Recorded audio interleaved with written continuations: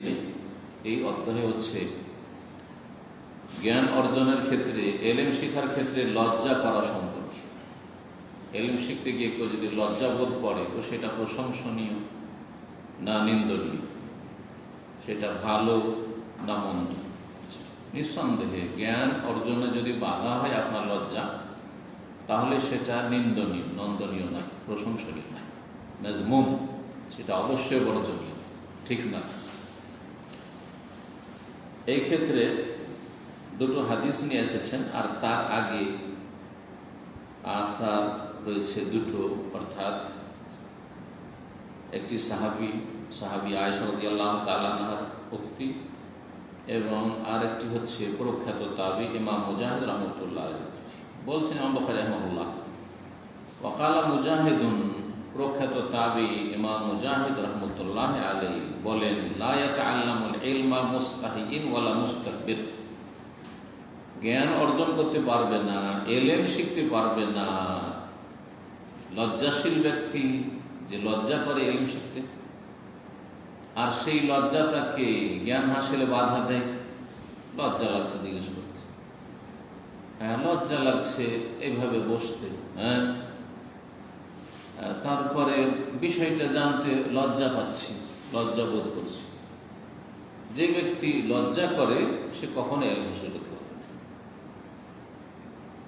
সে মান সম্মানের ব্যাপার নিয়ে লজ্জা হতে পারে, আবার কে কি বলবে না বলবে। হ্যাঁ, ছাত্রদের মধ্যে আমরা দেখেছি, যদি কেউ জিজ্ঞাসা করে তো কিছু মূর্খ ছেলেরা থাকে মাদ্রাসা, স্কুল, সব জায়গায়। আমি যদি কিছু প্রশ্ন করে শিক্ষক, কেউ সব হ্যাঁ হ্যাঁ করে হাসবে। অনেকে এটা লজ্জা পায় যে আমি জিজ্ঞাসা করে কি জিজ্ঞেস করবো, ছাত্ররা হাসবে, ভালো লাগবে না। হ্যাঁ, সুতরাং আমি জিজ্ঞাসাই করব। আবার অনেকে চিন্তা করেন যে উনি তো আমার কলিগ, ওনাকে জিজ্ঞেস করবো, লজ্জা লাগে, মান সম্মান দেবে। এইরকম যার চিন্তা, সে কখনো এলম শিখতে পারবে না, জানছে না। আর জানছে যে আমার সাথী সঙ্গে আছে, অন্যান্য আলেমরা, স্টাফ আছে, তারা বিষয়টা সম্পর্কে আমাকে উপকার করতে পারবে, কিন্তু সে লজ্জায় জিজ্ঞেস করছে না, কখনো এলম শিখতে পারবে না, কখনো এলম শিখতে পারবে না। লজ্জার দিকটা বিভিন্ন দিক রয়েছে লজ্জা।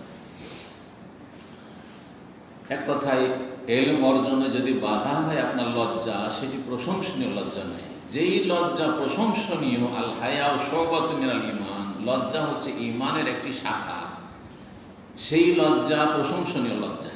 সেটা হচ্ছে যেই লজ্জা আপনাকে পাপ থেকে বাঁচিয়ে রাখে এবং নেকির কাজে আপনাকে উদ্বুদ্ধ করে। লজ্জার কারণে আপনি অনেক পাপ থেকে বাঁচছেন, সামনে অনেক মহিলারা সবাই ফেল করে তাকাচ্ছে, যেমন নোংরা জায়গার মাছি ভ্যান ভ্যান করে এরকম করছে, কিন্তু আপনি লজ্জায় তাকাতে পারছেন না, অথচ আপনারও যৌন চাহিদা আছে। প্রশংসনীয় লজ্জায়। আর এই দাঁড়িয়ে থাকলে এই লজ্জাটা আরো বেড়ে যায়। এই জন্য একটা দাড়ির উপকারিতা, অনেক উপকারিতা আছে দিন দুনিয়ার, বড় উপকারিতা, যে দাড়ি নিয়ে অনেক পাপ থেকে বাঁচতে হবে। দাড়ি থাকলে অনেক গুনাহ থেকে বাঁচতে পারবে না। যা দাঁড়িয়ে নেই, ও যে কোনো কিছু দেখছে, হারাম দেখছে, লজ্জা পায় না, কিন্তু আপনাকে লজ্জা লাগবে। বাস্তব সত্য, পরীক্ষা করবে। একজন ছিল, মানুষের কাছে মোবাইল টোবাইল ছিল না এই দামামের মার্কেটে, আর সব সারি হয়ে এগুলোতে টিভির দোকান ছিল। আর তখন বিভিন্ন জায়গার ম্যাচগুলি যে খেলাধুলা চলতো, হ্যাঁ ইন্টারন্যাশনাল খেলাগুলি, দাঁড়িয়ে দাঁড়িয়ে কিছু নির্লজ্জরা দেখতো না, যাদের লজ্জা নেই তারা দেখতে পারে। কিন্তু একজন সম্ভ্রান্ত ব্যক্তি, একজন ভদ্র ব্যক্তি, সম্মানিত ব্যক্তি যে লজ্জাশীল, দেখতে পারবে? খারাপ লাগছে লোকজনের সাথে ব্যবহার করে দাঁড়িয়ে থাকবে, হতেই পারে না। আপনারা বুঝতে পারছেন? লেডিস মার্কেট পাশে, লেডিস মার্কেটে নির্লজ্জরা অবাধে ঘুরছে, মেয়েদের আশপাশে এদিক সেদিক তাকাচ্ছে, শত শত মেয়েদের দিকে নজর দিচ্ছে, যতক্ষণ পর্যন্ত সম্ভব। এই দিক থেকে ওই মেয়ে আসছে, এই তাকাইতে তাকাইতে তাকাইতে তাকাইতে যত দূর পর্যন্ত, আরে কিছু দেখতে না পায়, একটু হাতের আঙুল যদি দেখতে পায়, চোখের একটু ফাটল দেখতে, ওই দিকেই তাকাচ্ছে ও। কিন্তু একজন ভদ্র মানুষ যে লজ্জাশীল, সে কখনো তাকাতে পারবে না। মহিলা আসলে নিচে পল্লীল ময়া বুধুমের আফসার দৃষ্টি নত করে নেবে। এই লজ্জা হচ্ছে প্রশংসা। যেই লজ্জা ভালো কাজে কি করে, উদ্বুদ্ধ করে। আজান হয়ে গেছে আর বাইরে দাঁড়িয়ে থাকবেন, লজ্জায় মসজিদে ঢুকছে। ভালো কাজে আপনাকে উদ্বুদ্ধ করলো এই লজ্জা, পাপের কাছ থেকে বাঁচিয়ে রাখলো, সেই লজ্জা হচ্ছে প্রশংসনীয়। কিন্তু যেই লজ্জা নিন্দনীয়, বর্জনীয়, খারাপ, যেই লজ্জার কথা এখানে বলা হয় সেটা হচ্ছে এলেম শিখতে বাধা, একটা সুন্নতের উপর আমল করতে বাধা, বেদাত ছাড়তে বাধা। লজ্জা লাগছে, সবাই সম্মিলিত মোনাজাত করছে, আমি কি করে ছাড়বো?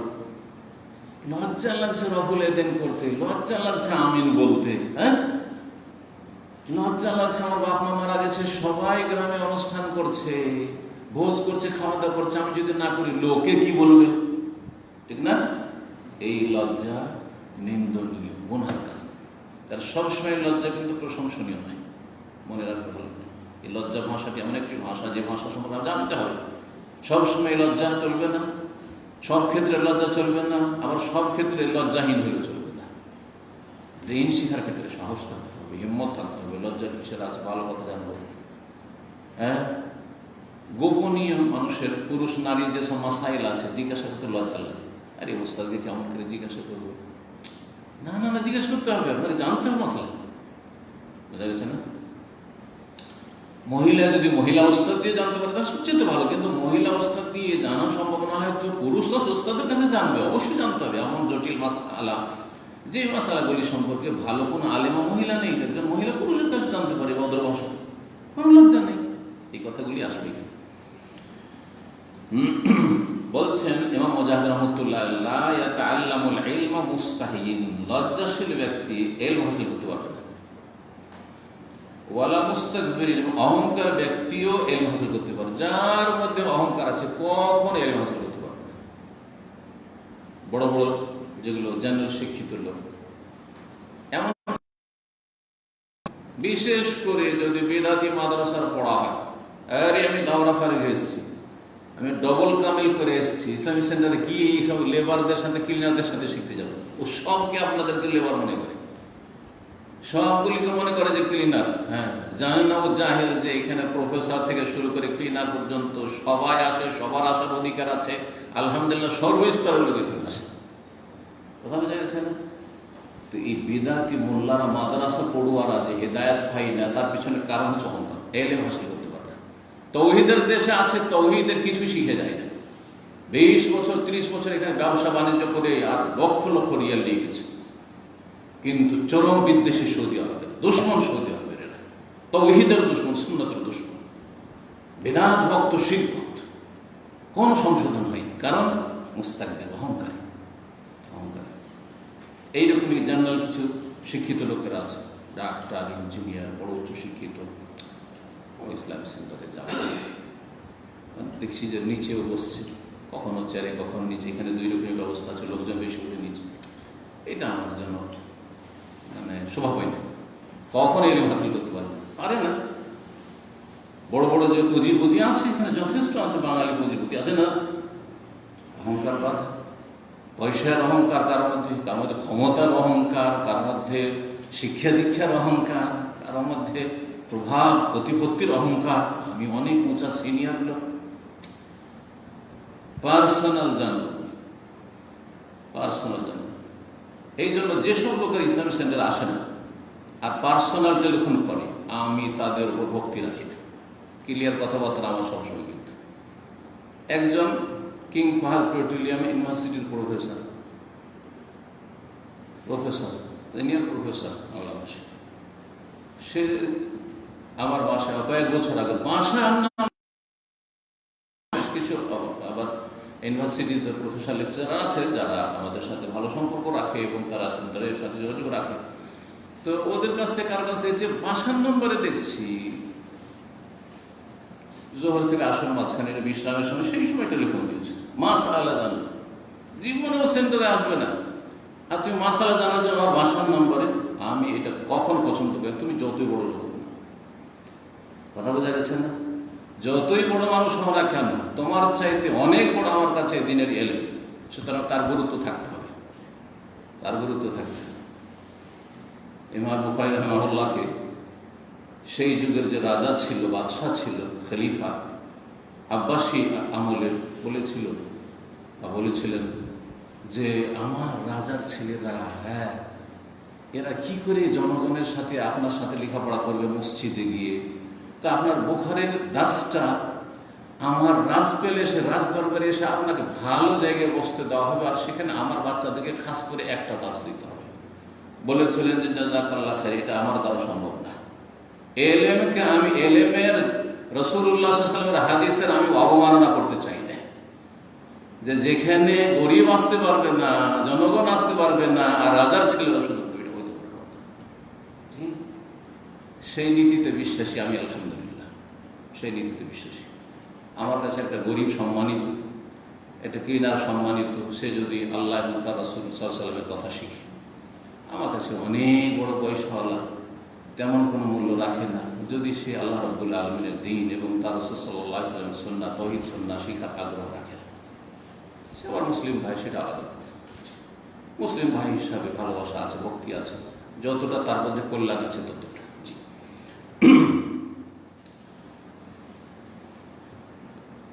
অহংকার যেন না থাকে, অহংকার মুক্ত হতে হবে। আমরা মাদ্রাসায় শিক্ষকতা, আমি আলহামদুলিল্লাহ 7 বছর আর 3 বছর 10 বছর মাদ্রাসায়, দৌড়া মাদ্রাসায় শিক্ষকতা করেছি, বুখারী পড়িয়েছি।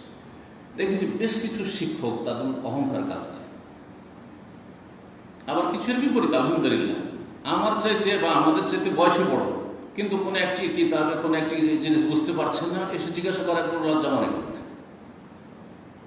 এবং যাকে জিজ্ঞাসা করবে, যার কাছ থেকে উপকৃত হবে, তারও কিন্তু আদব আখলাক ঠিক থাকা উচিত। এমন নয় যে আপনার কাছ থেকে কেউ জানলো, এলেও শিখলো, বড় মানুষ, হ্যাঁ ভালো আলেম, আর তারপরে তখন আপনি ছাত্রদের সামনে বর্ণনা করা শুরু করলেন, বা অন্যান্য ইসলামের সামনে বর্ণনা করা শুরু করলেন, যারে তোমাদের অমুক শিক্ষক না, ও আমার কাছে রাত্রে মাসলা জিজ্ঞেস করে, তোমাদের সকালে পড়া। এটা চরিত্র হইল না মানহানি হইল? এরকম বদ চরিত্র কিছু শিক্ষক আছে না, মোটেই না। এটা আলেমের তালেব ইলমের আদব নাই, কথা বোঝা গেছে না?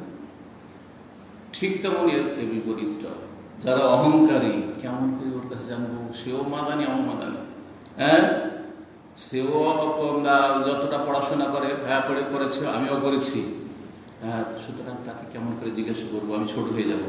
কখনো অহংকারী কখনো এলম শিখতে পারবে না, যে কোনো ময়দানে অহংকারী হবে। আপনি জানেন না এটা রোগ, হাদিস এটা বলছে, জানেন না এটা কি রোগ, আর ওর ঔষধ হচ্ছে কি? হাদিস জানা আছে এই মর্মে, রাসূলুল্লাহ সাল্লাল্লাহু আলাইহি ওয়াসাল্লাম বলেছে, ইন্নামা শিফাউল আইয়্যি আস-সাওয়াল, অজ্ঞতার চিকিৎসা, শিফা হচ্ছে, ঔষধ হচ্ছে আস-সাওয়াল, জিজ্ঞাসা করা, যে জানে থাকে।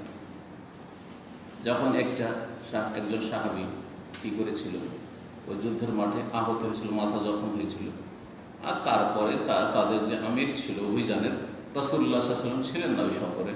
ও বলছে তো ওর গোসল ফরজ হয়ে গেছে, মানে স্বপ্নদোষে যে গোসল ফরজ হয়েছে, গোসল ফরজ হয়েছে, তোমাকে গোসল করতে হবে। তো তাই এমনের মাসলায় জানতো না, গোসল করিয়ে দিয়েছে ওই অবস্থায়, মাথা জখম হয়ে আছে, আর সে অবস্থায় গোসল করিয়ে দিয়েছে, মাথায় ধরে গেল পানি, আর তারপর ওই সফরে ওই সাহাবী মারা গেল। রাসূলুল্লাহ সাল্লাল্লাহু আলাইহি ওয়াসাল্লামকে এই ঘটনা যখন এসে মদিনায় শোনানো হলো, তখন কি বলেছিলেন? কাতালুহু কাতালাহুল্লাহ, সে একে খুন করেছে ভুল ফতোয়া দিয়ে, আল্লাহ তার সর্বনাশ করুন, বরবাদ করেছে জীবনটাকে। ইন্নামা শিফাউল আইয়্যি আস-সাওয়াল, অজ্ঞতা, তুমি জানতে না, তাহলে তার চিকিৎসা ছিল, জিজ্ঞাসা করেন কেন না জেনে ফতোয়া দিলে, যে তার প্রাণনাশ করলে, তো যেমন তেমন বিষয় নয়। জি, এখন দ্বিতীয় উক্তিতে ইমাম বুখারী রাহিমাহুল্লাহ বলছেন, ওয়াকালাত আয়েশা রাদিয়াল্লাহু তাআলা আনহা বলেন, নেমান নিসাউ নিসাউল আনসার, সবচেয়ে ভালো নারী হচ্ছে আনসারীদের নারীরা, আনসারী মহিলারা। মুসলিম সমাজে মুহাজিরিনদের স্ত্রীরাও বা মুহাজিরিন মা বোনেরাও ছিল, আর আনসারী মদিনার অধিবাসী মহিলারাও ছিল, দুই রকম সাহাবিয়াত। তাহলে বলছেন নেমান নিসাউ নিসাউল আনসার, সবচেয়ে উত্তম হচ্ছে আনসারী মহিলারা, আনসারী রমণীরা। কেন? লাম ইয়ামনাহুন্নাল হায়া আন ইয়াতাফাক্কাহনা ফিদ-দীন, দ্বীন সম্পর্কে জ্ঞান অর্জন করায় তাদেরকে কোনো লজ্জা বাধা দেয় না, লজ্জা নেই। রাসূলুল্লাহ সাল্লাল্লাহু আলাইহি ওয়াসাল্লামকে এসে যে মাসলা জিজ্ঞাসা করতে একটু লজ্জা লাগে, তাও জিজ্ঞাসা করতে জানতে হবে, কোনো লজ্জা নেই। দিন সম্পর্কে জানার জন্য, আমি জানি বেশ কিছু মহিলারা আছে দিন সম্পর্কে জানা জরুরি, তারপরেও ও শেখদেরকে কেমন করে মশলা জিজ্ঞেস করবো, সাধারণ মশলা হয়তো শেখদের সাথে কথা বলা অভ্যাস নেই, তারপরে শেখের সাথে কোনোদিন যোগাযোগ নেই, যে কোনো শেখেরই হোক না কেন। পক্ষান্তরে দেখা যাচ্ছে যে যার সাথে খাতির আছে অন্য অন্য ফাঁসের ফাজের পুরুষ, দেবর, ভাসুর, দুলাভাই আর আত্মীয় স্বজন, খালাতো মতো ভাই, ওদের সাথে অভাবে গল্প করছে। হিতে কোন আবার দিন হইল, তেমন কোন দিন হইল, কথা বুঝতে পারছেন না? ব্যালেন্সটা ঠিক থাকতে হবে। যতটা প্রয়োজন ততটা আপনার জন্য বৈধ, আর প্রয়োজনের বেশি কারোর সাথে আপনি গল্প করছেন লম্বা টাইম ধরে, আর জরুরি মাসালা তা জানতে লজ্জা পাচ্ছেন, কারণ তার সাথে কথা বলতে অভ্যস্ত না। বহু তরিকায় গ্রামের লোক হলে কোনো পর্দা নেই, দেশের পর্দা, দেশীয় পর্দা বুঝেন অনেকে। আমাদের গ্রামাঞ্চলের পর্দায় আমি আলোচনা করি, গ্রামের লোকের জন্য কোনো পর্দা নাই। পরিচিত অমুকের ছেলে, হ্যাঁ অমুকের ভাই, আমাদের গ্রামের কোনো পর্দা নেই। এইখানেও এলাকা মিলেছে, কোনো পর্দা নেই, কিন্তু গ্রামের ছেলে সেই জন্য, গ্রামের লোক সেই জন্য। আর যদি দাড়িওয়ালা লোক হয়, লজ্জা লাগে কথা বলতে। আলেম হুজুর হইলে লজ্জা লাগে, ফেরিওয়ালা হলে লজ্জা লাগে না। ফেরিওয়ালার সাথে গল্প করছে, চুড়ি কিনছে, চুড়ি পরিয়ে দিচ্ছে, দেখেছেন এইসব জিনিস গ্রামে কোনো পর্দা নেই। দাড়িওয়ালা দেখলে, হ্যাঁ মুরব্বী দেখলে, একটা পরেজগার লোক দেখলে সাথে সাথে পাছাটা ঘুরিয়ে দিল, ঘোমটা টেনে নিল, এর নাম তো ইসলাম দেখলে অজ্ঞতা। লজ্জা দিন শিখতে বাধা দেয় না আনসারি মহিলাদেরকে। এই জন্য আনসারি মহিলারা কি সবচেয়ে ভালো মহিলা, তাহলে এটা ভালো বৈশিষ্ট্য। যদি প্রয়োজন আছে দিন জানান, আপনি জানান। বিনা কাজে আপনি চ্যাটিং করতে থাকবেন, কথা বলতে থাকবেন, অথবা আপনি ভয়েস দিতে থাকবেন, অথবা আপনি বিরক্ত করতে থাকবেন, বারবার মাসলা দিচ্ছেন, না না না, কোনো প্রয়োজন করে না। 130 নম্বর হাদিস, ইমাম বুখারী রাহিমাহুল্লাহ এই অধ্যায়ে দুটো হাদিস নিয়েছেন। প্রথম হাদিস, আন যায়নাব ইবনাত উম্মে সালামা রাদিয়াল্লাহু তাআলা আনহা, উম্মে সালামার মেয়ে যায়নাব রাদিয়াল্লাহু তাআলা আনহা থেকে বা আনহুমা থেকে বর্ণিত। তিনি বর্ণনা করেছেন তার মাতা আন উম্মে সালামা রাদিয়াল্লাহু তাআলা আনহা থেকে, যিনি উম্মুল মুমিনিন, মুমিনদের জননী, রাসূলুল্লাহ সাল্লাল্লাহু আলাইহি ওয়াসাল্লামের প্রিয়তমা স্ত্রী। উহুদ যুদ্ধে আহত হয়েছিলেন তার স্বামী আবু সালামা রাদিয়াল্লাহু তাআলা, আর তারপরে অসুস্থ কয়েকদিন থেকে তিনি শাহাদাত বরণ করেছিলেন, ইন্তেকাল করেছিলেন। তার ছোট ছোট বাচ্চারা ছিল, তাদের দেখাশোনার জন্য রাসূলুল্লাহ সাল্লাল্লাহু আলাইহি ওয়াসাল্লাম উম্মে সালামাকে বিয়ে করেছেন। রাসূলুল্লাহ সাল্লাল্লাহু আলাইহি ওয়াসাল্লাম বহু বিবাহতে দিন দুনিয়ার অনেক রহস্য রয়েছে, অনেক তত্ত্ব রয়েছে। সৎ উদ্দেশ্য ছিল, বড় বড় সৎ উদ্দেশ্য, বাচ্চাগুলোকে দেখাশোনা করবে, যে এই উদ্দেশ্যে বিয়ে করে। দ্বিতীয় বিয়ে, তৃতীয় বিয়ে, মানে কুমারী 15 বছর 16 বছর করছে। আমাদের কিছু দিনই ভাই আছে, এর নাম দিন আর তাকওয়া নয়, আর এর নাম সুন্নতের বাস্তবায়ন নয়। জি, রাসূলুল্লাহ সেই একটি কুমারী ছাড়া কাউকে আর কুমারী কেন করেনি? কথা বলছেন না? এই উম্মে সালামা রাদিয়াল্লাহু তাআলা মেয়ে যে যায়নাব ছিলেন, যেহেতু রাসূলুল্লাহ সাল্লাল্লাহু আলাইহি সাল্লামের ঘরে তিনি কিন্তু প্রতিপালিত হয়েছেন, তার আম্মাকে, তার বাবা আবু সালমা। উম্মে সালামা রাদিয়াল্লাহু তাআলা যখন নবী সাল্লাল্লাহু আলাইহি ওয়াসাল্লাম বিবাহ বসলেন, তখন এই ছোট্ট কচি মেয়ে, 1 বছরের মাত্র, রাসূলুল্লাহ সাল্লাল্লাহু আলাইহি ওয়াসাল্লামের বাড়িতে তিনি রবিবারকে রবিবার বলা হয় কোরআনে, রাবায়বকুম আল্লাতী ফি হুজুরিকুম মিন নিসাইকুম আল্লাতী দাখালতুম বিহিন্না, যেখানে আল্লাহ রাব্বুল আলামিন হারাম যেসব নারীরা তাদের কথা বর্ণনা করেছেন, সেখানে রবিবার কোন একজন মহিলাকে বিয়ে করলেন, আর তার মেয়ে আছে, তার মেয়ে আগের স্বামীর আছে, তাহলে এই মেয়েটা আপনার জন্য হারাম হয়ে যাবে যখন তার মায়ের সাথে আপনার মিলন হয়ে যাবে। একবার মিলন যদি না হয়, শুধু কবুল হয়েছিল আর তারপরেই ছেড়ে দিলেন, দেখা সাক্ষাৎ হলো না, তাহলে ওই মেয়ের হারাম হচ্ছে। এই মাসআলা আল্লাহ কোরআনে কারীমে স্বয়ং বলেছেন। ইনি ছিলেন রবিবার, নবী সাল্লাল্লাহু আলাইহি ওয়াসাল্লামের বাড়িতে তরবিয়ত হয়েছে, তাহলে দিন শিখার কত সুবর্ণ সুযোগ পেয়েছিল রাসূলুল্লাহ সাল্লাল্লাহু আলাইহি ওয়াসাল্লামের কাছ থেকে সরাসরি। এবং রাসূলুল্লাহ সাল্লাল্লাহু আলাইহি ওয়াসাল্লামের বিবি উম্মুল মুমিনিনের মেয়ে তিনি, সুতরাং তিনি বড় আলেমা এবং ফাকিহা হয়েছিলেন, মহিলাদের মাঝে বড় আলেমা ছিলেন। আয়েশা রাদিয়াল্লাহু তাআলা আনহার পরে বড় একজন ফাকিহা এই যায়নাব রাদিয়াল্লাহু তাআলা। বাল্য জীবনে নবী সাল্লাল্লাহু আলাইহি ওয়াসাল্লামকে দেখেছেন, সুতরাং এই অর্থে সাহাবী আপনারা যেতে পারেন। কিন্তু রাসূলুল্লাহ সাল্লাল্লাহু আলাইহি ওয়াসাল্লাম থেকে সরাসরি শিক্ষা, ছোট্ট ছিলেন তখন, তেমন কিছু বুঝতেন না। মাকে পেয়েছেন, নবী সাল্লাল্লাহু আলাইহি ওয়াসাল্লাম বাড়ি পেয়েছেন, জি, এবং সেখানে তরবিয়ত পেয়েছেন সরাসরি রাসূলুল্লাহ সাল্লাল্লাহু আলাইহি ওয়াসাল্লামের মা থেকে বর্ণনা করছেন, উম্মে সালামা থেকে। কালা, তিনি বলছেন, জাআত উম্মু সুলাইম ইলা রাসূলিল্লাহ সাল্লাল্লাহু আলাইহি ওয়াসাল্লাম। রাসূলুল্লাহ সাল্লাল্লাহু আলাইহি ওয়াসাল্লাম উম্মে সুলাইম রাদিয়াল্লাহু তাআলা, আর এক মহিলা উম্মে সুলাইম। এই উম্মে সুলাইমের নাম রুমাইসা ছিল। আমাদের দেশের লোকেরা এই নামটিকে বিকৃত করে কি বলে, নাম রাখে, কিন্তু রুমাইসা কেউ বলে না, কি বলে? রমিসা রাখে না? রমিসা নাম নাই বাঙালি সমাজে? আচ্ছা, রমিসা, আসলে রমিসা শুদ্ধ না, কি রাখবেন? রোমাইসা। এই উম্মে সুলাইমের নাম ছিল রোমাইসা। ইনি কে ছিলেন, কার মা বলতে পারেন? আনাস রাদিয়াল্লাহু তাআলা আনহু মা ছিলেন। উম্মে সুলাইম রাদিয়াল্লাহু তাআলা আনহার বিয়ে হয়েছিল আবু তালহার সাথে। তার আগের স্বামী থেকে আনাস রাদিয়াল্লাহু তাআলা। এই আনাসকে নিয়ে ছোট ছেলে বিয়ে বসলেন তার আগের স্বামীর ইন্তেকালের পরে আবু তালহার সাথে। আবু তালহার বাড়িতে ছেলেটা তেমন শিখার সুযোগ পাবে না দেখে গিয়ে রাসূলুল্লাহ সাল্লাল্লাহু আলাইহি ওয়াসাল্লাম দরখাস্ত করি, যদি রাসূলুল্লাহ সাল্লাল্লাহু আলাইহি ওয়াসাল্লাম খাদেম হিসাবে আমার ছেলেটাকে কবুল করে নেন তাহলে একটা ভালো সুযোগ পাবে। আমার ছেলেটা সরাসরি তরবিয়ত পেল, প্রতিপালন পেল কার কাছে? রাসূলুল্লাহ সাল্লাল্লাহু আলাইহি ওয়াসাল্লাম। ছেলে, ছোট্ট ছেলে, মাত্র কয়েক বছরের ছেলে, তাকে নিয়ে এসে হাজির রাসূলুল্লাহ সাল্লাল্লাহু আলাইহি ওয়াসাল্লাম কাছে। এসে বলছি, ইয়া রাসূলুল্লাহ, এই আনাস ইবনে হাজা, এই ছেলে খাদেমুকা ইয়া রাসূল, আপনার খাদেম, আপনি একে সাদরে গ্রহণ করে নেন। রাসূলুল্লাহ সাল্লাল্লাহু আলাইহি ওয়াসাল্লামের কাছে 10 বছর মদিনা হিজরতের পর থেকে শুরু করে, কারণ অন্য হাদিসে রয়েছে আনাস রাদিয়াল্লাহু আনহু বলছেন, খাদামতু রাসূলুল্লাহ 10 সিনিন, রাসূলুল্লাহ আমি খেদমত করেছি কতদিন? 10 বছর। কোন কাজ করতে বলেছেন করিনি, বিলম্ব করেছি, করছি, কখনো চার্জ করেননি যে লেমা লাম তাফাল, কেন করলেন কাজটা? এই কাজটা কত উত্তম চরিত্র অধিকারী সাইয়্যিদুল মুরসালিন ছিলেন সাল্লাল্লাহু আলাইহি ওয়াসাল্লাম। শুধু মুসলিমের জন্য নয়, কাফেরের জন্য, শুধু মানুষের জন্য নয়, পশু পাখির জন্য, উটের জন্য, গাছপালার জন্য, সবকিছু রাসূলুল্লাহ সাল্লাল্লাহু আলাইহি ওয়াসাল্লাম ভালোবাসতেন। জি, সবকিছুর জন্য তিনি রহমত ছিলেন। কিন্তু রাসূলুল্লাহ সাল্লাল্লাহু আলাইহি ওয়াসাল্লামের শান সম্পর্কে কাফের মুশরিকরাও জানল না, মুসলিম সমাজের মুনাফিকরাও উপলব্ধি করল না। আর যারা শিরক বিদআতে ধর্মকর্ম করে রাসূলুল্লাহ তরিকা বাদ দিয়ে, তারাও ওমা কাদারুল্লাহ হাক্কা কাদরিহি, না আল্লাহর কদর করলো, না রাসূলুল্লাহ সাল্লাল্লাহু আলাইহি ওয়াসাল্লামের যথাযোগ্য মর্যাদা দান করলো। একমাত্র রাসূলুল্লাহ সাল্লাল্লাহু আলাইহি ওয়াসাল্লাম যদি যথাযোগ্য মর্যাদা দান করে, কোরআন সুন্নাহর অনুসারীরা তাই প্রতিটি কথা রাসূলুল্লাহ সাল্লাল্লাহু আলাইহি ওয়াসাল্লাম, প্রতিটি তার জীবনের সিরাত আমাদের কাছে দুনিয়ার সমস্ত কিছু চেয়ে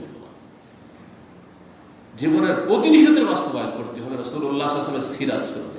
আল্লাহ যেন আমাদের সকলকে তৌফিক দান করেন। এটা হচ্ছে আসল ভালোবাসা, এইটা হচ্ছে রাসূলুল্লাহ সাল্লাল্লাহু আলাইহি ওয়াসাল্লামের পক্ষ থেকে আসল ডিফেন্স করা, প্রতিবাদ করা এবং রাসূলুল্লাহ সাল্লাল্লাহু আলাইহি ওয়াসাল্লামের সাহায্য করা, পাশে দাঁড়া। কাফের এই হইচই এত ভয় পায় না যত ভয় পায় রাসূলুল্লাহ সাল্লাল্লাহু আলাইহি ওয়াসাল্লাম নিয়ে আসা ধর্ম পালনে। এই জন্য কাফের গায়ের জ্বালায় দাড়ির উপর, কাফের গায়ের জ্বালা এই হেজাব পর্দার উপর সবচেয়ে বেশি জ্বালা।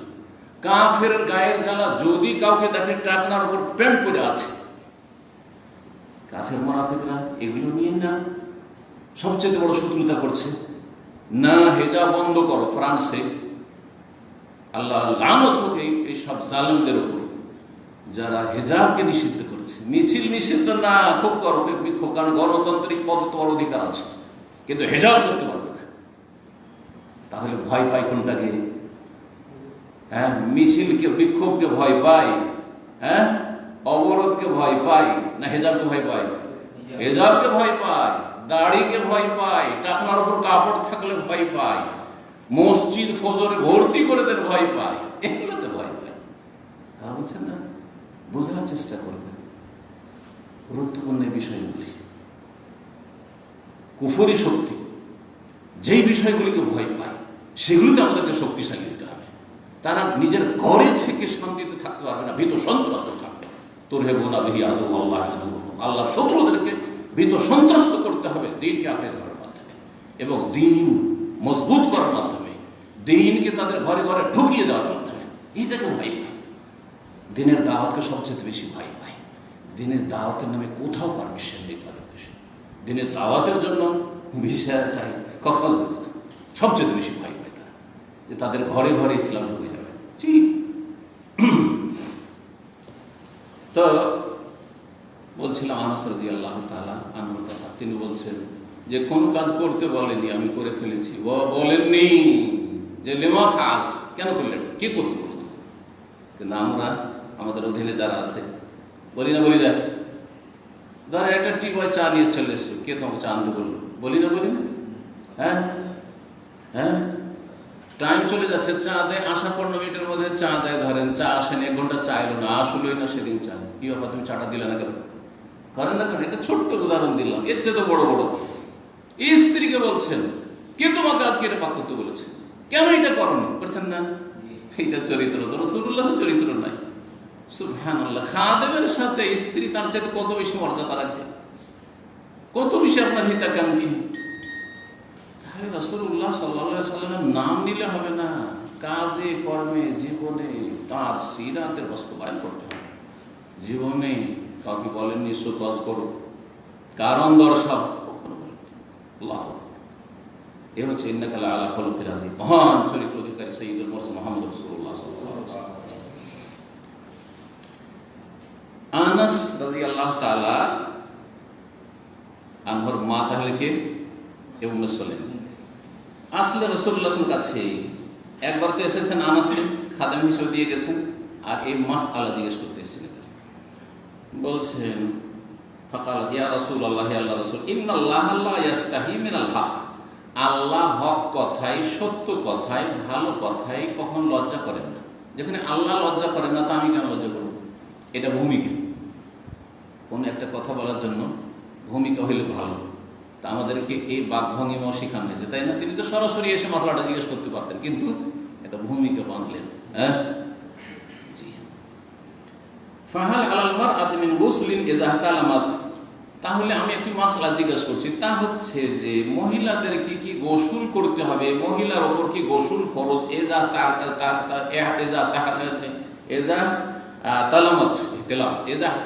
তালামাত, যদি স্বপ্নদোষ হয়ে যায়, মহিলাদের যদি স্বপ্নদোষ হয়ে যায় তাহলে কি তার উপর গোসল ফরজ হবে? মাসআলা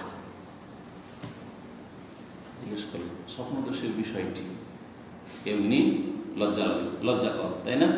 আর তা যদি আবার মহিলার স্বপ্নদোষ হয় আর মহিলাকে বলতে হয়, কত লজ্জার বিষয়।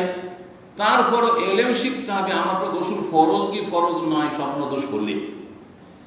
আর স্বপ্নদোষ 2 রকম, স্বপ্নদোষে বীর্যপাত হইতে পারে, আবার নাও হইতে পারে, ঠিক না?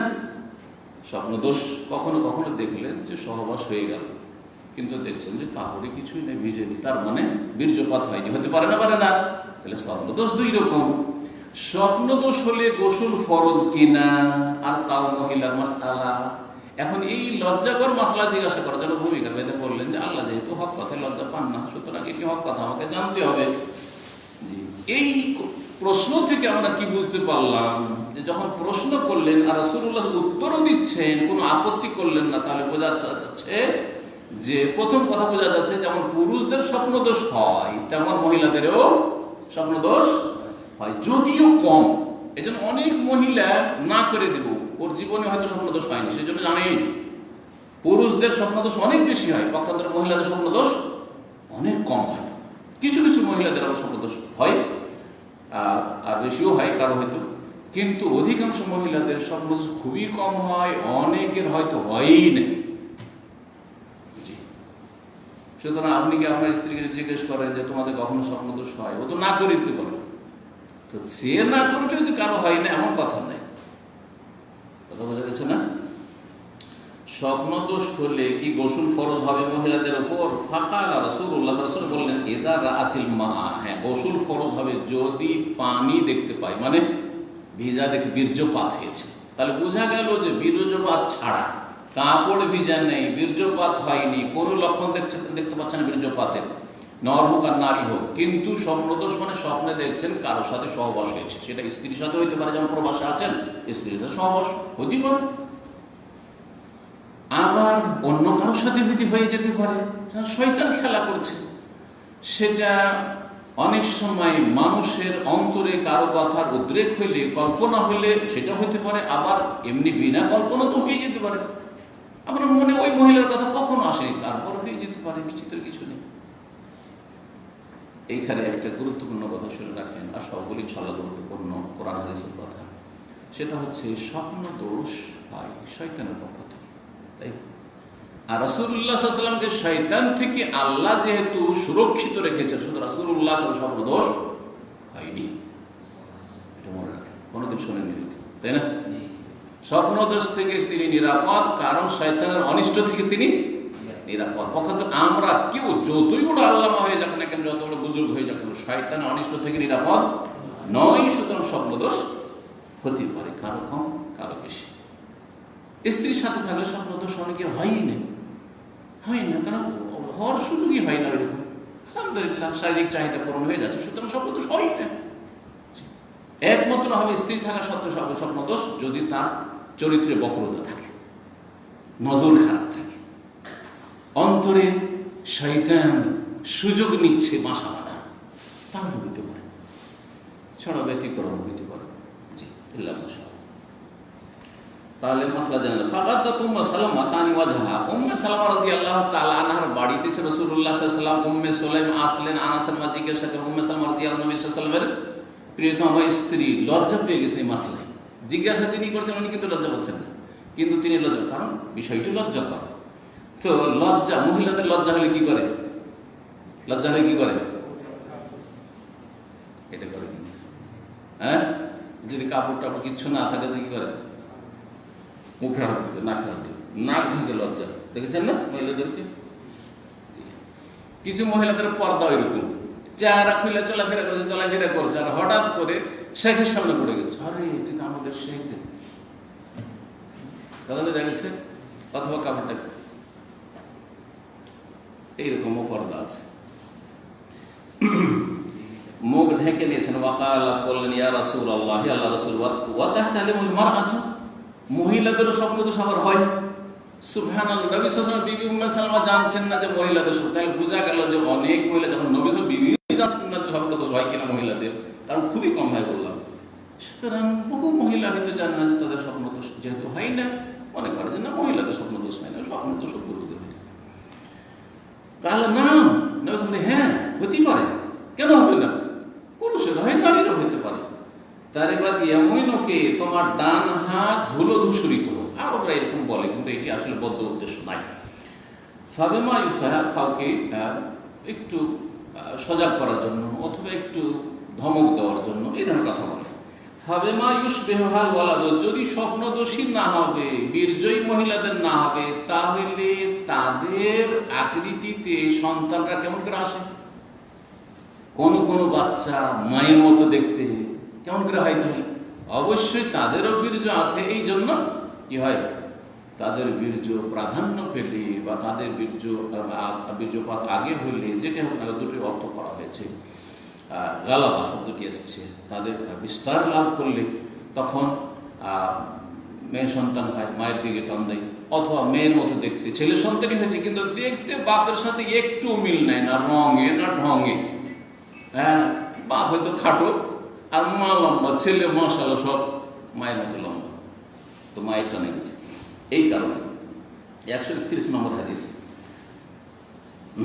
আব্দুল্লাহ ইবনে উমর রাদিয়াল্লাহু তাআলা আনহু হতে বর্ণিত, তিনি বলছেন আন্না রাসূলুল্লাহ সাল্লাল্লাহু আলাইহি ওয়াসাল্লাম, রাসূলুল্লাহ বলেন, ইন্না মিনাশ শাজারাতান, গাছের মধ্যে একটি গাছ আছে, লা ইয়াসকুতু ওয়ারাকুহা, যার পাতাগুলি ঝরে পড়ে না, ওয়াহিয়া মাসালুল মুসলিম, সেই গাছটি হচ্ছে মুসলিমদের মতো। হ্যাঁ, মুসলিমদের কি মতো, মুসলিমের মতো হচ্ছে গাছ, গাছও আবার মুসলিমদের মতো হয়। কোন দিক থেকে? এর আগে কিন্তু এই হাদিস চলে গেছে, পরীক্ষা নেওয়া, কিতাবুল ইলমে এসেছে পরীক্ষা নেওয়া যাবে, ছাত্রদের পরীক্ষা নিতে পারবেন, ছেলে মেয়েদের পরীক্ষা নিতে পারবেন, দেখি কতটা অগ্রসর হয়েছে বাচ্চাদের। মাঝে মাঝে পরীক্ষা নিই আমি বাচ্চাদের, সবসময় না খোঁজ নিতে পারলাম, মাঝে মাঝে পরীক্ষা দেখি।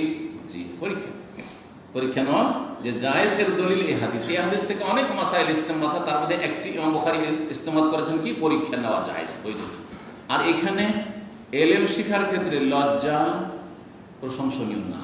আব্দুল্লাহ বিন উমর রাদিয়াল্লাহু তাআলা আনহু যুবক ছেলে, লজ্জায় বলেনি, বাপ পয়সা আছে মুরব্বী, আর বাপের চাইতেও সিনিয়র আবু বকর সিদ্দিক রাদিয়াল্লাহু তাআলা, তিনিও জবাব দিতে পারছেন না, আর তাদের সামনে ছোট মুখে বড় কথা, বাঙালিরা বলে না ছোট মুখে বড় কথা, ফুটফুট করছিস বড়দের সামনে, যা অনেকে ধমক দেয় ছেলেদেরকে, না না, এই ধমক দেওয়াটা ভালো। তো আগের যুগের এটা তরিকা ছিল যে নেতা মাথাদের সামনে আর বড়দের সামনে কথা বলতে নেই, না ভালো কথা যদি জানেন তো বলেন, মানুষের উপকার হবে। মুসলিমদের মতো যে মুসলিম তার সার্বিক জীবনে সবার উপকার করে, কার ক্ষতি করে না। মুসলিমের সবটাতে লাভ আছে। মুসলিম দুনিয়ার কাজে মানুষের উপকার করে, দিনের কাজে উপকার করে, দেখা হইলে সালাম দেয়। আর মুসলিম যদি সত্যিকার মুসলিম হয় তাহলে মুসলিমের সাথে বসলে ইমান তাজা হয়। মুসলিমের মাথা থেকে পা পর্যন্ত আপদ মস্তক সবকিছু লাভ আর লাভ, উপকার এবং উপকার। মুসলিমের দ্বারা কখনো ক্ষতি হয়। মুসলিম সেই যার হাত তার জবান থেকে কেউ কষ্ট পায় না। ঠিক ওই রকমই খেজুর গাছ এটি যার পাতা ঝরে না, শুকিয়ে যায়। খেজুর গাছ এমন গাছ যার ওপর থেকে নিচ পর্যন্ত প্রতিটি অঙ্গ প্রত্যঙ্গ উপকারী, কোনোটা ফালতু নেই, কোনোটা বিনা কাজে নেই, সবটাতে লাভ আছে। খেজুর বিচিতে পর্যন্ত লাভ আছে। ওটার খাবার এমনকি খেজুরের বিচির গাহওয়া আমাকে খাওয়াইছে। এখানে একজন শেখ আছে, খেজুরের বিচির প্রতিবেশী মসজিদের ইমাম। জি, খেজুরের বিচিকে পিষে গাহওয়া, জি, অনেক শক্তিশালী। জি, খেজুরটা শেষ হয়ে যাওয়ার পরে খেজুরের বিচিটা চুষতেই থাকে, যত চুষবেন তত বেশি শরীরের উপকারী। লালা বেরোবে, যে লালাতে আপনার হজম শক্তি বাড়বে।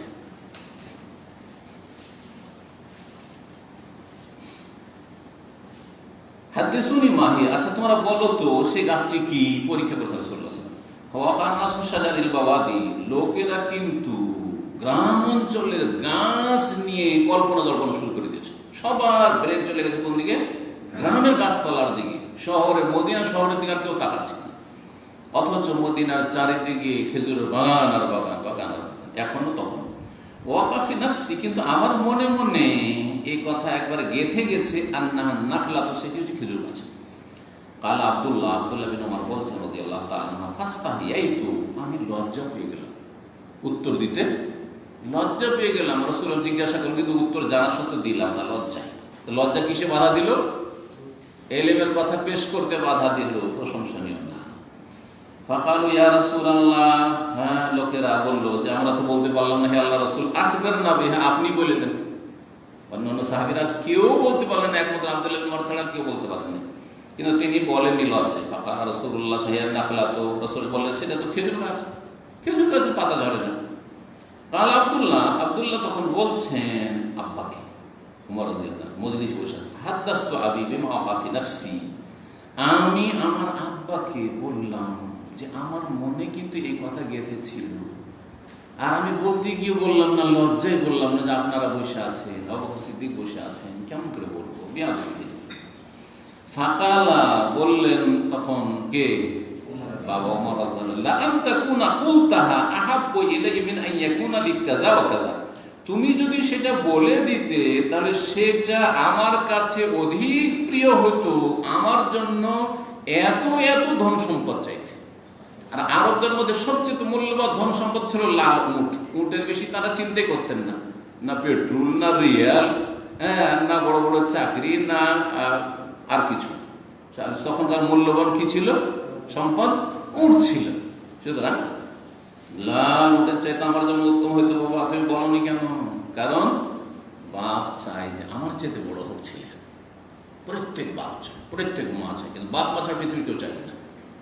ব্যতিক্রম হতে পারে, হাজারো একটা খুঁজে পাবেন না যে আমার চাইতে বড়। ভাইও, মায়ের পেটের ভাইও ভাববে না যে আমার চাইতে বড় হোক, অসুবিধা দেখে আমি পারলাম না, আমার চাইতে বড় হোক, ইল্লা মাশাআল্লাহ, ইল্লা মাশাআল্লাহ। কিন্তু বাপ মা, প্রত্যেক বাপ মা সৎ অসৎ, আরে আমি না হয় মূর্খ থেকে গেছি, আমার ছেলেটাকে আমি কিছু করবো, আমি না হয় দিন শিখতে পারি না, আমার ছেলেটাকে হাফেজে কোরআন করবো, আলেমে দিন বানাবো, বলছে না, বলছে না? জি, যতই বড় হয়ে যাবে না কেন, আরো দোয়া বেরোয়। কারণ বাপ জানছে যে আমার সুনাম, আমার ছেলেমেয়েরা যদি বড় হয় তো আমার সুনাম এবং আমার স্মৃতিটা থেকে যাবে। আর তাছাড়া এসব যদি নাও থাকে তবুও খুলুসিয়ত আছে বাপ মায়ের, যেটা পৃথিবীতে আর কারো কাছে পাবে না। শুধু বাপ মার সাথে কখনো খারাপ আচরণ করবেন না। দুনিয়া থেকে চলে গেলেও তাদের সাথে ভালো আচরণ করবেন, দোয়ার মাধ্যমে, সাদাকা খেরাতের মাধ্যমে, নেকি পৌঁছানোর মাধ্যমে, শরীর সম্বন্ধে। 51 নম্বর অধ্যায়, বাবু মান আস্তাহিয়া ফাআমারা গায়রাহু বিস-সাওয়াব। এই অধ্যায় হচ্ছে, আচ্ছা কেউ যদি লজ্জা পায়, জিজ্ঞাসা সরাসরি করতে পারছো না, লজ্জা হইতে পারে, কিন্তু আমাকে জানতে হবে। সুতরাং ফাআমারা গায়রাহু বিস-সাওয়াব, অন্য কাউকে নির্দেশ দিল যে ভাই এই প্রশ্নটা আপনি আমাকে করে দেন তো, জায়েজ কিনা? সেটাও জায়েজ। শ্বশুরকে সব কথা জিজ্ঞাসা করা যায় না, মাকে সব কথা জিজ্ঞাসা করা যায়, মাসিকের কথা, তারপরে আপনার স্বপ্নদোষের কথা, আর গোসল ফরজের কথা, এইসব মাসলা যেগুলো যৌন সম্পর্কীয় মাসাইল, হ্যাঁ, নারী পুরুষদের গোপনীয় মাসাইল, এগুলি কি বাপ মাকে বলা যাবে? স্বাভাবিক, এটা স্বাভাবিক লজ্জা তখনও ছিল, এখনো আছে। শ্বশুরকে বলা যাবে? বলা যাবে? শ্বশুর আলেম আর স্বপ্নদোষের মাসলা জানে না, শ্বশুরকে জিজ্ঞেস করতে পারবে? মজির মশলা জানে না, অথবা ফরজ গোসলের মশলা জানতে হবে, ফরজ গোসলের তরিকাটা আব্বা বলে দিন তো, পারবে? তাহলে অন্য কাউকে দিয়ে জিজ্ঞাসা করাবে। তাই ঘটেছে এখানে। হাদিস আলী রাদিয়াল্লাহু তাআলা বলছেন, সাহাবী আলী রাদিয়াল্লাহু তাআলা, বর্ণনাকারী আলী রাদিয়াল্লাহু তাআলা, তিনি বলছেন, কুনতু রাজুলান মাজ্জা, আমি এমন মানুষ ছিলাম যে খুব বেশি মজি আসত, আমার মজি খুব বেশি আসত। মজি সবার সমান আসে না, কারো একটু যদি যৌন সুরসুরি আসে তাহলে মজি করিয়ে দিই। কারোর সাথে কথা বলেনি, শুধু একটু মনে পড়েছে স্ত্রীর কথা, ওইদিকে বসে গেছে, অনেকের হয়তো। আর স্ত্রীর সাথে কথা বলছে, প্রবাসীরা এগুলো ভালো করে বুঝে, যাদের স্ত্রীদের কাছে নাই, একটু স্ত্রীর সাথে কথা বললেই ওদিকে, হ্যাঁ, কোনো মহিলার সাথে কথা বললে ওইদিকে বসে বসে আছে, মজি বেরিয়ে বসে আছে। আমার কার আছে, স্ত্রীর সাথে গল্প হয়ে গেল, 15 মিনিট 20 মিনিট গল্প হলো, তারপরে কিছু হয়নি, কম বেশি হতে পারে। আলী রাদিয়াল্লাহু তাআলা আনহু কি হতো, খুব বেশি মজি নির্গত হতো। মজি, মজি কোনটাকে বলে জানেন তো? হ্যাঁ, মানি, যেটা বীর্য, যেটা থেকে আল্লাহ রাব্বুল আলামিন মানুষকে সৃষ্টি করেন। জি, মানুষকে সৃষ্টি করেন নুতফা, জি, শুক্রবিন্দু। আর মজি যেটা কাম ভাব আসলে, শরীরে কাম ভাব আসলে, যৌন চাহিদা আসলে যেটা বেরিয়ে আসে, যেটা কোনো রঙের থাকে না, মনির রং তো সাদা থাকে, গাঢ় থাকে, এটা বেশি গাঢ়ও থাকে না, আর কোনো রং থাকে না, পানির মতো, পানির যেমন রং নেই, আর আপনি হাত দিলে, হ্যাঁ, চেটচেটে হয়ে থাকবে, আঠা আঠাই হালকা, এটা হচ্ছে মজি। আর একটা হচ্ছে ওদি, যেটা রোগের কারণে নির্গত হয়, রোগী মানুষের অনেক সময় নির্গত হয়, আর মনে করে ছেলে বীর্য, বীর্য না, রোগের কারণে যখন তখন অসাড় বেরিয়ে যাচ্ছে, জাম দিয়ে বেরোচ্ছে না, সেটা রোগের কারণে চিকিৎসা করবে। তো আমার খুব বেশি মজি আসতো, আমি জিজ্ঞাসা করতে পারছি না, লজ্জা পাচ্ছি, করবোটা কি, কাপড়ে লেগে যাচ্ছে, তো কাপড় সম্পর্কে একটা হুকুম, আর একটা হচ্ছে উজু করতে হবে, উজু ভঙ্গ হয় কি হয় না।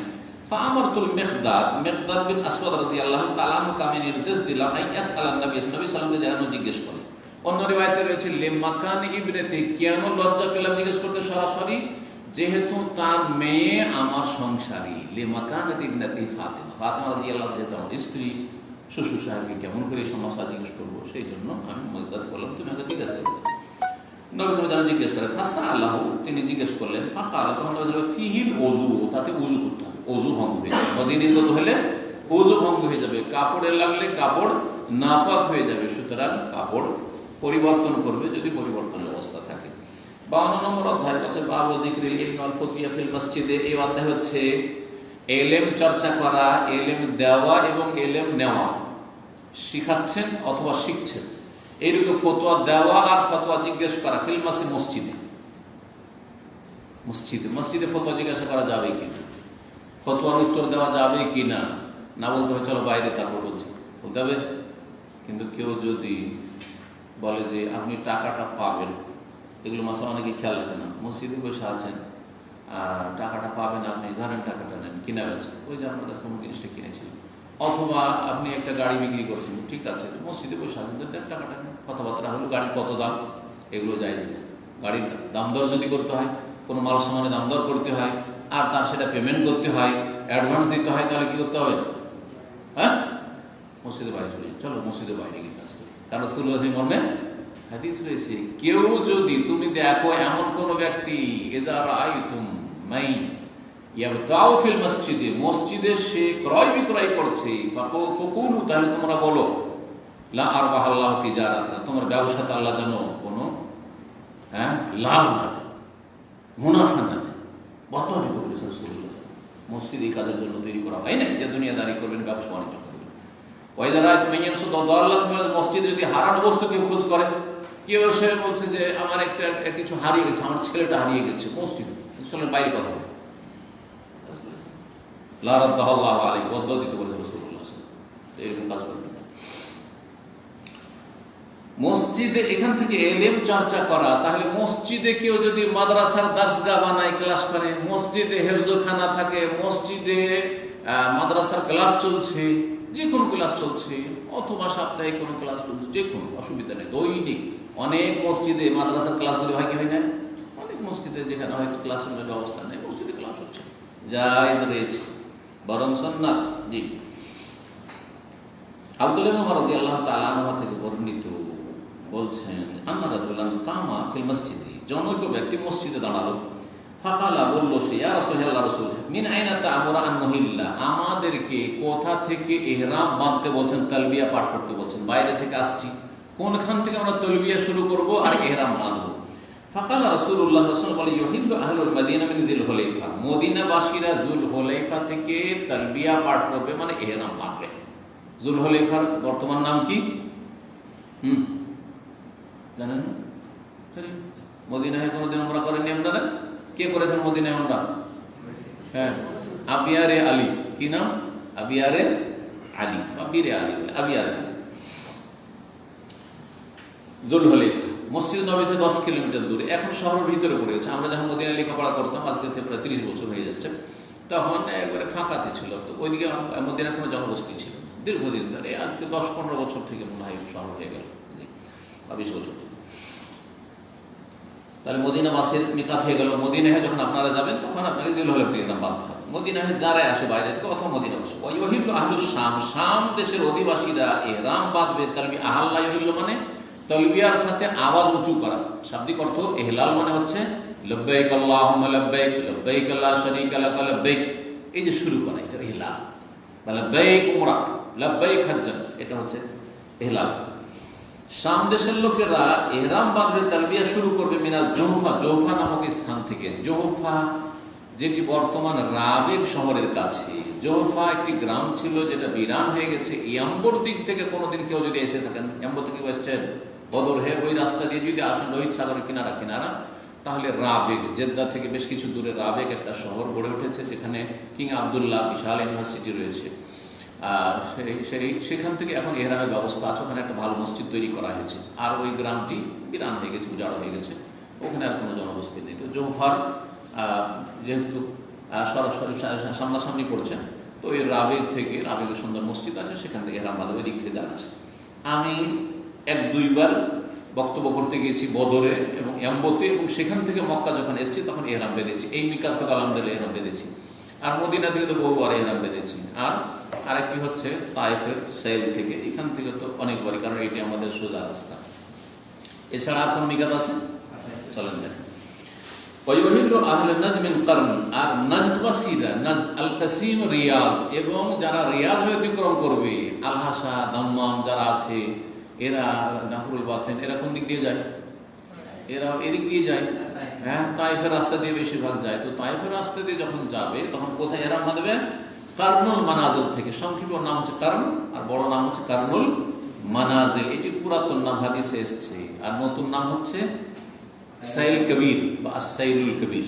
সাইল কবির, দুটো জায়গা আছে, একটা সাইল সগীর, সাইল কবির, যেমন সাইল কবির। ওয়াকাল ইবনে মালিক, তার মানে পূর্ব দিকের লোকের, এক কথায় পূর্ব দিক থেকে কেউ আসে, তাহলে কোথেকে ইহরাম বাঁধবে? আর ভারত বাংলাদেশ পূর্ব দিকে, সেদিক থেকে যদি আসে, তাহলে ইহরাম বাঁধবে কোথেকে? যখন ফ্লাইটটা ক্রস করবে তায়েফে, কারনুল মানাজিল তায়েফের পাশে। আর যখন উত্তর পশ্চিম দিক থেকে আসবে, তখন জোহফা রাবেগ থেকে ইহরাম বাঁধবে। উত্তর পশ্চিম দিক দেশের লোকেরা যখন আসবে, এমন আফ্রিকা থেকে আসছে, ইউরোপ থেকে আসছে যখন। আর যখন আপনার মদিনার দিক থেকে, তার মানে কোন দিক থেকে? শুধু উত্তর পূর্ব দিক থেকে। উত্তর পূর্ব দিক থেকে যখন যাবে, ইরাক থেকে, যদি ইরাকের আর একটি সোজা রাস্তা আছে, মদিনা পথ হয়ে যাবে, উত্তর দিক পড়ছে সেটা, তখন এরা বাঁধবে মদিনার যুল হুলাইফা থেকে। দক্ষিণ দিক থেকে বাকি থাকলো তাহলে এখন দক্ষিণ থেকে আসলে ওই ওহিল্ল বলছেন রাসূলুল্লাহ সাল্লাল্লাহু আলাইহি ওয়াসাল্লাম 3 নম্বর আয়াতে বলছেন ওয়ায়াজমুনা, আর লোকেদের ধারণা মানে রিওয়ায়াতে রয়েছে রাসূলুল্লাহ বলেছেন ওয়াইহিল্লু আহলুল ইয়ামান মিন ইয়ালাম, ইয়ামানবাসীরা ইয়ালামলাম নামক স্থান থেকে, ইয়ামান মানে বর্তমান ইয়ামান নয় বরং আবহা বাহা তাইফের পিছনে যতগুলি এলাকা আছে ওই দিক থেকে যারাই আসবে ইয়ালামলাম তাদের সামনে মিকাত করবে, জিজান ওই দিক থেকে যারা আসবে তারা ইয়ালামলাম থেকে ইহরাম বাঁধবে। শিপে পানি জাহাজে যখন ভারত বাংলাদেশের লোকেরা বা পূর্ব দিক থেকে যারা সিঙ্গাপুর মালয়েশিয়া ইন্ডোনেশিয়া থেকে হাজিরা আসতো তখন ইয়ালামলাম থেকে ইহরাম বাঁধত। এখন ওই আগের হুজুরেরা ওই ইয়ালামলামটাই মনে রেখেছে, এখনো বলে যারে ইয়ালামলাম থেকে ইহরাম বাঁধবে না, ভুল। পানি জাহাজে আসলে দক্ষিণ দিক থেকে ঢুকছেন আরব দেশে, সুতরাং তখন ইয়ালামলাম, কিন্তু যখন পুরো জাহাজে আসবেন তখন পূর্ব দিক থেকে সরাসরি যেতে আসছেন, সুতরাং ইহরাম বাঁধবেন কোথেকে? তাইফের সাইলে কবির থেকে, কারণ মানাজিল থেকে। ইবনে উমর রাদিয়াল্লাহু তাআলা বলছেন লাম আফকাহ হাযিমি রাসূলুল্লাহ, রাসূলুল্লাহ সাল্লাল্লাহু আলাইহি ওয়াসাল্লাম থেকে এই বিষয়টি আমি ভালো করে বুঝতে পারিনি। এটা অন্যদের কাছ থেকে শুনেছি যে ইয়ালামলাম থেকে ইহরাম বাঁধতে হবে দক্ষিণ দিক থেকে আসলে ইয়ামানের দিক থেকে, এই বিষয়টি আমি ভালো করে বুঝতে, তাহলে বোঝা গেল যে বড় বড় সাহাবায়ে কেরামরাও সব বিষয় সম্পর্কে ওইভাবে ভালোভাবে উপলব্ধি করতে পারেন। সুতরাং আমরা কেউ যদি বড় মনে করে, বড় না, তারপর কেউ বড় মনে করে, আর কোনো মশলা যদি নাও বুঝি নাও জানি, কোনো দোষের কথা নেই। না দোষের কথা কোথায়? ইবনে উমর রাদিয়াল্লাহু তাআলা আনহু কোথায় আমরা? সুতরাং এই যে শ্রেণীর আলেমদের মধ্যে অহংকার রয়েছে, মোটেই না, মোটেই না। যত এলেম শিখেন না কেন, যত এলেম শিখেন না কেন, কিছুই শিখেন না। এর আগে খেজর আর মুসা আলাইহিস সালামের হাদিসে কি বোঝা গেল? খেজর আর মুসা আলাইহিস সালামের এলেমে যদি সামান্য সূচের ডাগায় যে পানিটা উঠে অতটার সাথে তুলনা করা হয় সাগর থেকে, তো আমরা কোন ক্ষেতের মূলি? চিন্তা করেন, আমরা কোথা থাকতে হবে? অহংকার মোটেই না। যার মধ্যে অহংকার আছে সে কখনো এলেম বাড়াইতে পারবে না। আল্লাহ যেন আমাদেরকে অহংকার মুক্ত থাকার তৌফিক দান করেন, এবং যেটুকু আল্লাহ দিয়েছেন সেটুকুতে আল্লাহ যেন বারাকা দান করেন। 53 নম্বর অধ্যায়। হাদিসের সাথে অধ্যায়ের মিল তো বুঝে গেলেন।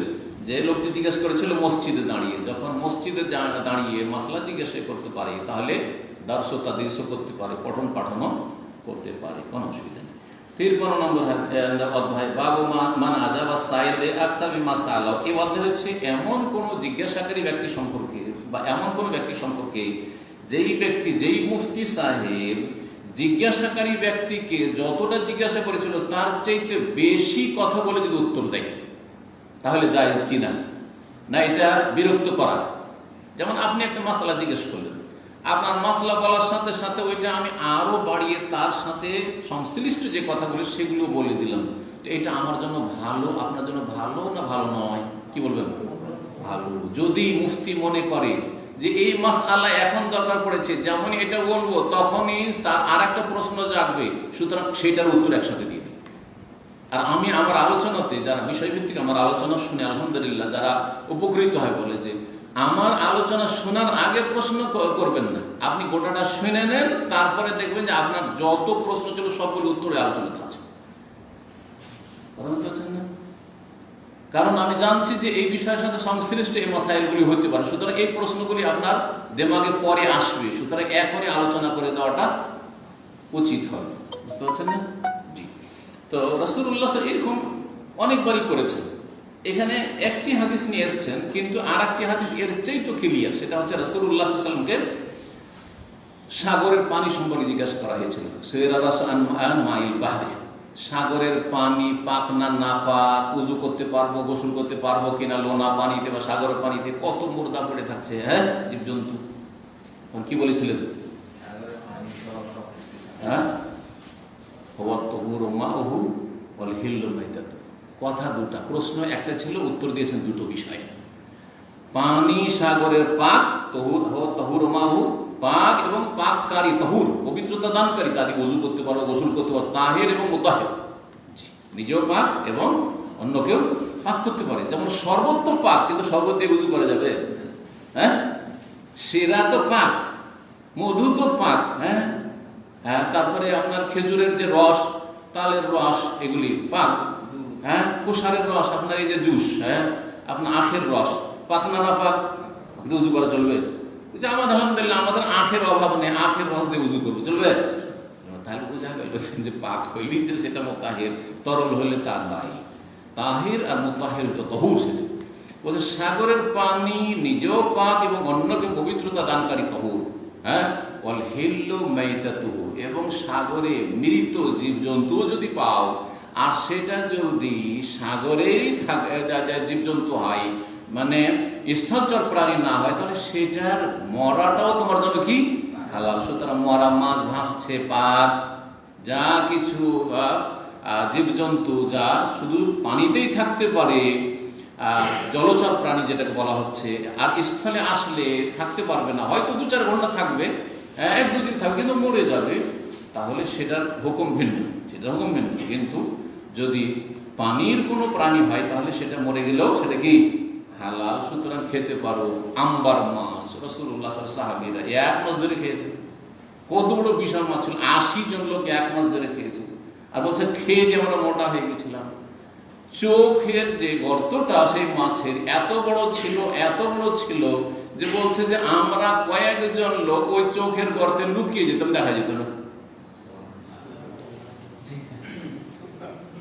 সেই মাছের কাটা হাড্ডিটাকে দাঁড় করলেন তো বলছে উট ওর নিচে দিয়ে পার হয়ে গেল, ওর চাইতে উঁচা।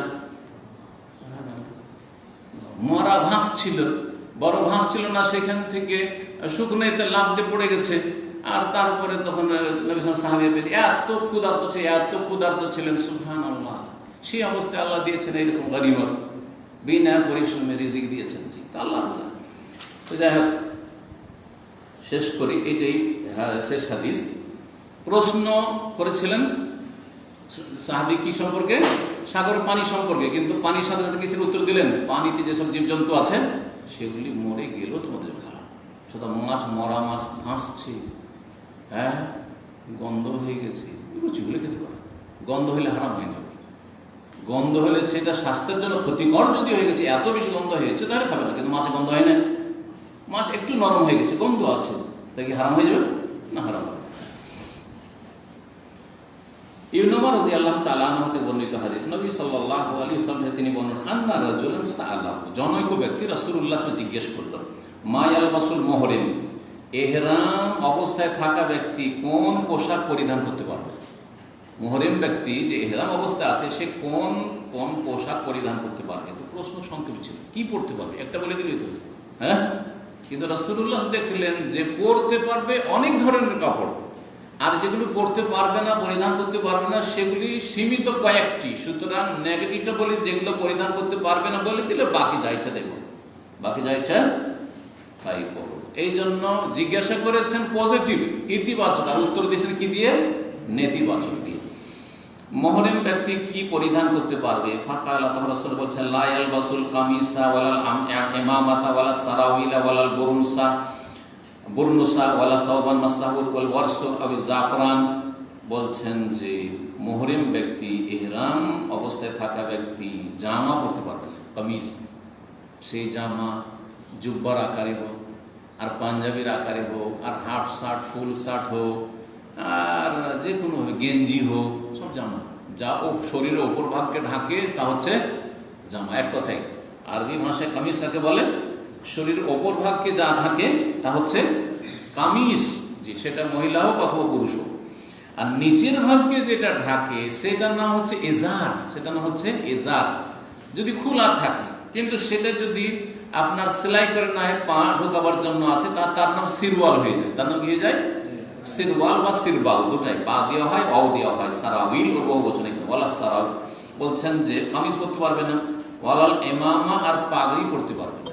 পাগড়ি যেটা দিয়ে মাথা ঢাকা হয়, সেটা বেঁধে থাকা হোক অথবা খোলা হোক, দুটাই।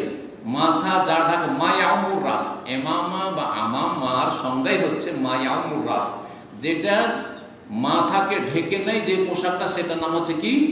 এমামা। সেটা বাঁধা থাকলো এমামা। প্রচলিত যেটা রাসূলুল্লাহ আমলে বা আরবদের যেটা পোশাক ছিল সেটা বাঁধা, যা সুদানিরা পড়ছে এখন। আর পরে যুগের আবর্তন বিবর্তনে আরবরা এমামা খোলা, ওপেন এমামা পরা শুরু করেছে। এটাও কিন্তু এমামা, কিন্তু নাম বদলে গেছে। যেমন কারনুল মানাজেল মিকাত, কিন্তু নাম বদলে সাইল হয়ে গেছে।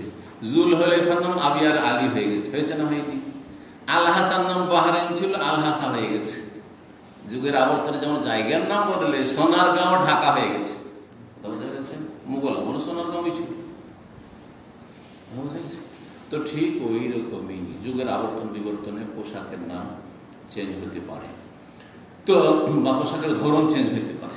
আর ওরা যুগের আবর্তন বিবর্তনে এটা, এই জন্য বড় বড় শেখেরা যারা আছেন তাদের সাথে যখন আমাদের গল্প হয়, এখানে শেখ ওসামা যে বলছে এটি তো আমার, কিন্তু আমামা বাঁধতে হবে। আরবদের পোশাক ছিল, আর আমামা শুধু মুসলিমদের পোশাক। অনেকে মনে করে আমামা কিন্তু সুন্নতি পোশাক, তো আবু জাহেল তো পড়তো, আরবরা মুসলিম অমুসলিম কাফের সবাই আমামা পাগড়ি পড়তো। বদরের যুদ্ধে কাফেররা পাগড়ি পরে এসছে, মুসলিমরা পাগড়ি পরেছে। তাহলে বোঝা গেল যে আমামাটা কিন্তু ইসলামিক পোশাক না, পাগড়ি। যুগের আবর্তন বিবর্তনে সেটাই মুসলিমরা ব্যবহার করতে লেগেছে, কাফের ব্যবহার করে না, সেটা ভিন্ন কথা। যেমন পাঞ্জাবি আর তেমন এরা হিন্দুরা ব্যবহার করে না, খুব কমই করছে। কিন্তু এটা কি মুসলিমদের পোশাক নাকি যে আমাদের দেশের হুজুররা সব পাঞ্জাবি পড়ছে?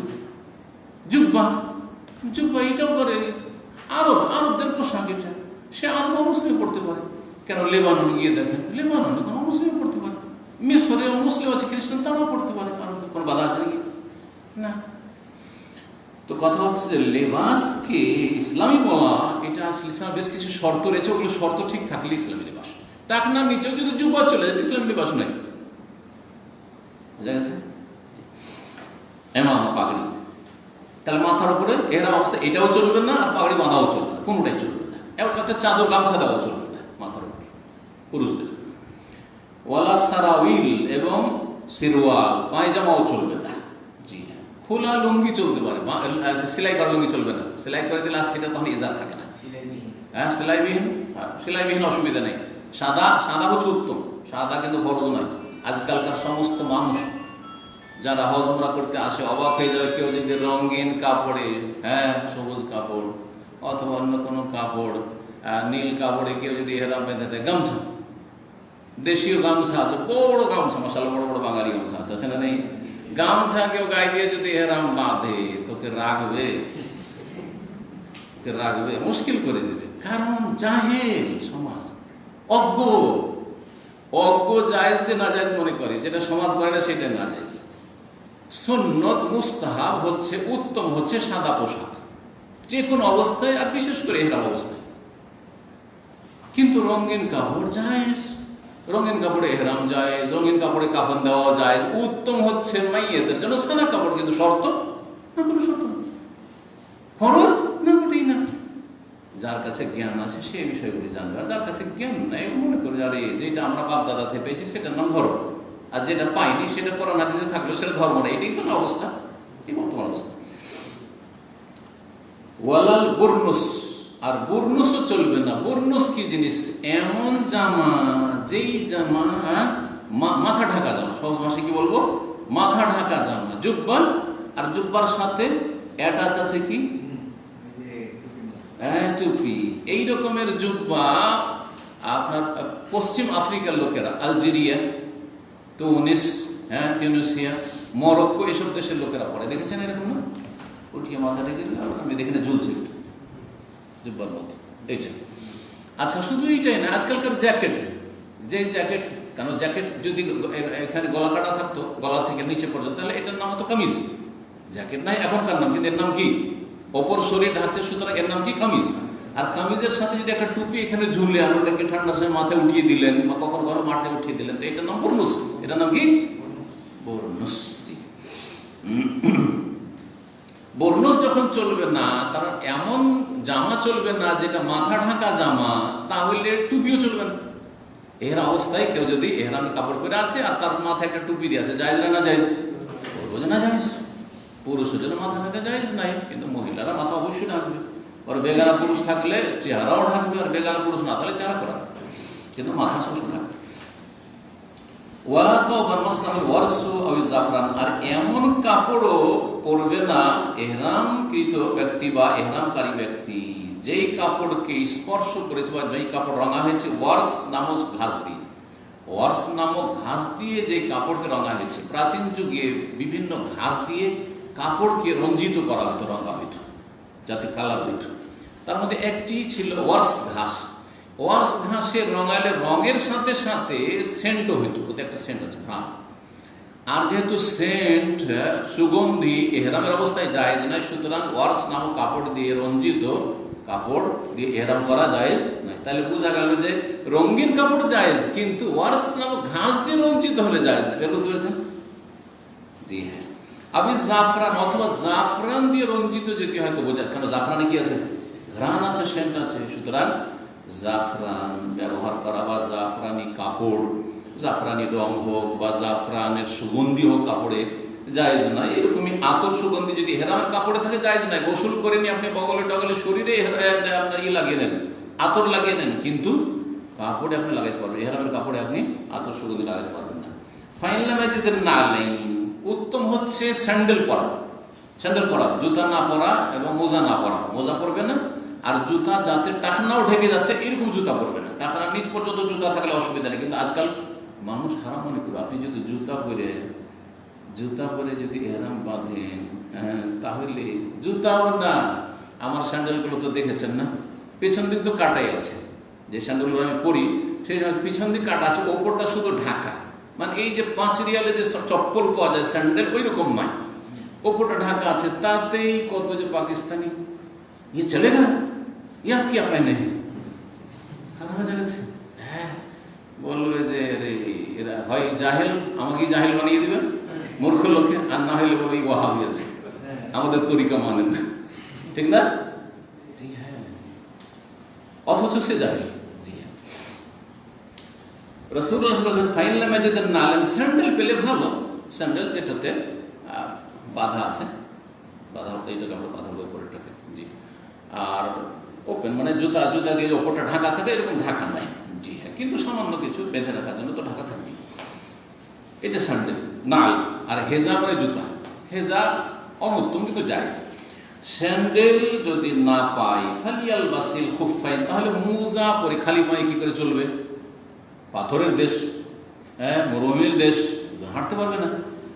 মোজা মানে কি? খুফাইন মানে চামড়ার মোজা পরে হাঁটা যাবে, কয়েক কিলোমিটার হাঁটা যাবে এবং পাকে কষ্ট থেকে বাঁচানো যাবে কুচি পাথর থেকে।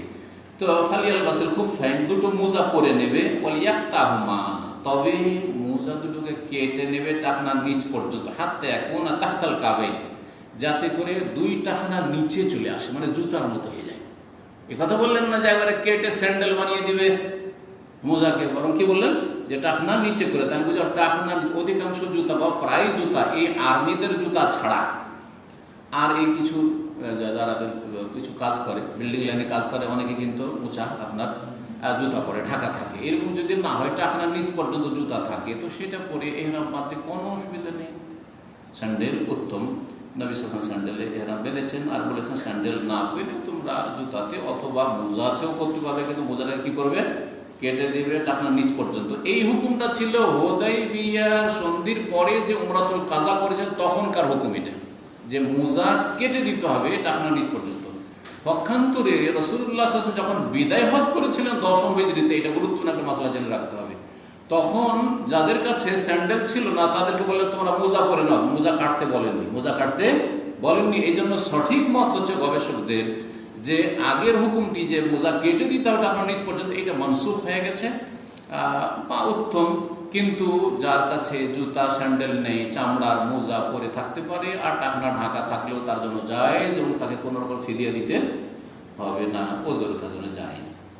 এই ছিল হাদিস। তো এই হাদিস থেকে অধ্যায়ের সাথে অধ্যায় কিন্তু শুধু জিজ্ঞাসা মোহরম কি পরে বলে দিলি হয়তো যে এজারুন ওয়া রেদাউন, একটা চাদর পরবে আর একটা লুঙ্গি পরবে, এটা বলে দিলি হয়তো। কিন্তু এইভাবে না বলে, হ্যাঁ কি বললেন, এটি চলবে না। এক কথায় যেই কাপড়গুলি শরীরের গঠনে তৈরি করা হয়েছে, এগুলোকে বলা হচ্ছে আজকালকার ভাষায় সেলাইকৃত পোশাক। কিন্তু কোনো কাপড়ে যদি সেলাই নাও থাকে, একটিও সেলাই নাই, গোটা কাপড়টা আপনার গোটা গায়ের সাথে গায়ের আকারে তৈরি করা হয়েছে, গেঞ্জি টাইপের যেগুলো আছে, কোনো সেলাই হয়তো নাই তাতে। যদি সেলাই না থাকে তার মানে জায়েজ।